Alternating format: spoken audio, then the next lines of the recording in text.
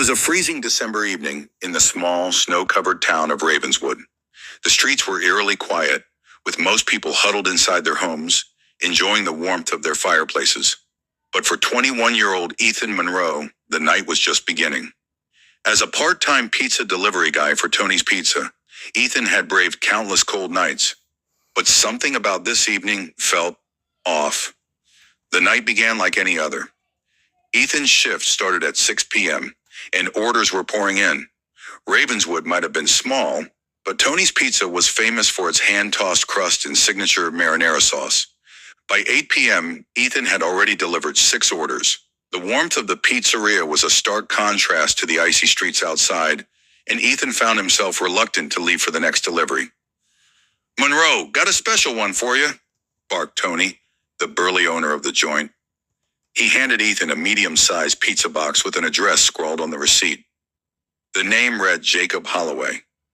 "This is out in the sticks," Ethan said, scanning the address. "Are you sure it's not a prank? We don't get many orders from—" He trailed off, recognizing the location. It was in the outskirts, near the abandoned Ravenswood Asylum. Tony shrugged. "Guy paid in advance, even tipped online. Just deliver it and come back." Ethan nodded reluctantly and grabbed his jacket. The drive was a good 20 minutes out of town, and the snowfall was getting heavier. He loaded the pizza into his old beat-up sedan and set off. The first 10 minutes of the drive were uneventful.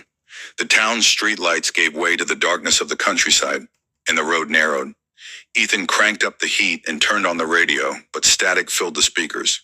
With a sigh, he turned it off, leaving only the sound of the tires crunching against the snow. "Oh, Mom." As he approached the address, Ethan's GPS began to glitch. The voice command stuttered and eventually stopped altogether. "Great," he muttered, relying on the written address. The road grew more desolate, flanked by dense skeletal trees. The snow seemed to absorb all sound, creating an eerie silence. Finally, Ethan spotted a faint light in the distance. He pulled up to a dilapidated 2-story house, its windows aglow with a sickly yellow light.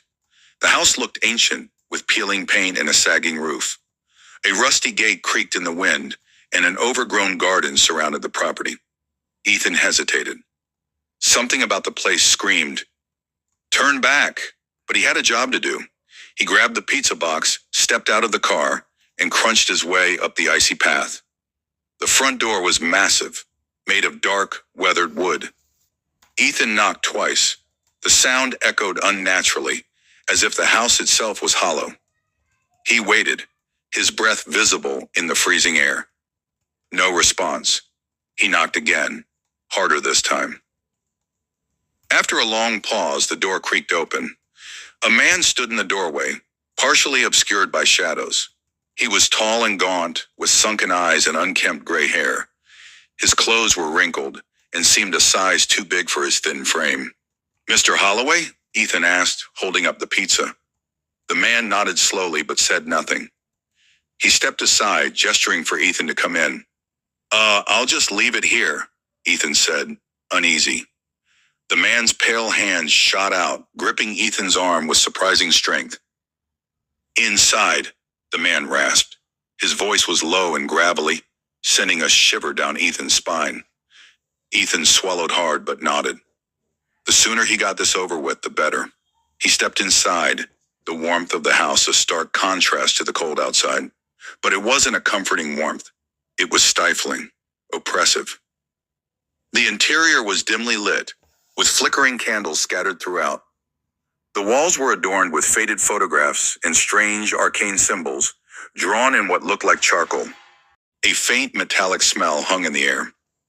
"This place is something," Ethan said nervously, trying to lighten the mood. The man didn't respond. Instead, he pointed to a table in the corner.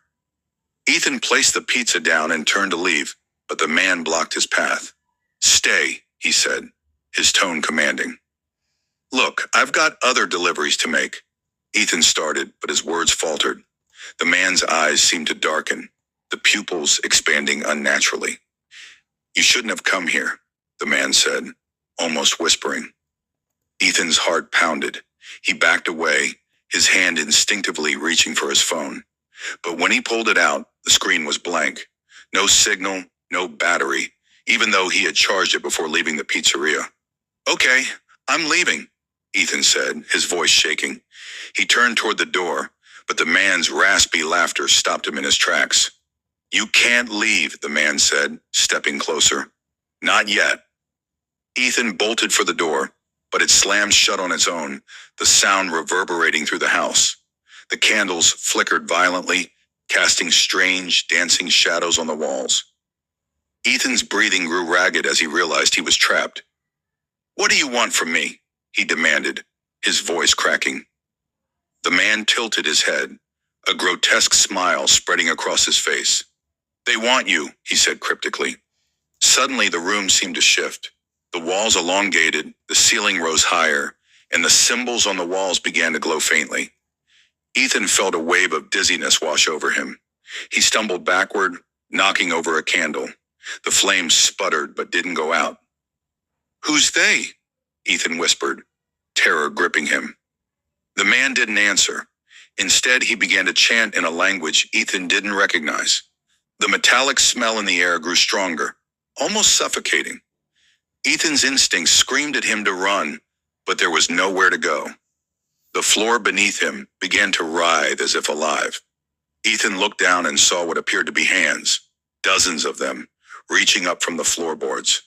They clawed at his ankles, cold and unyielding. "No!" Ethan screamed, kicking and thrashing. He managed to break free and scrambled toward the nearest window. But when he looked outside, the world was wrong. The snow was gone, replaced by an endless, dark void. The house seemed to float in a sea of nothingness. Desperation took over. Ethan grabbed a chair and hurled it at the window. The glass shattered, but instead of fresh air, an icy, inky darkness seeped into the room. It moved like a living thing, tendrils snaking toward him. "You can't escape," the man said, his voice echoing unnaturally. His form began to change, his features melting and distorting. His eyes turned pitch black, and his mouth stretched into an impossibly wide grin. Ethan ran, darting down a hallway he hadn't noticed before. The house seemed to shift around him, the layout changing with every step. Doors appeared and disappeared, and the walls pulsed as if alive. He burst into a room at the end of the hallway and slammed the door shut behind him. The room was empty except for a mirror on the far wall. Ethan approached it cautiously, his reflection distorted and warped. Suddenly the reflection moved on its own, reaching out of the glass and grabbing him by the wrist. "Help me!" Ethan screamed, but his voice was swallowed by the oppressive silence. Hours seemed to pass as Ethan fought to escape. The house was relentless, its horrors unending. Shadows pursued him, whispering his name.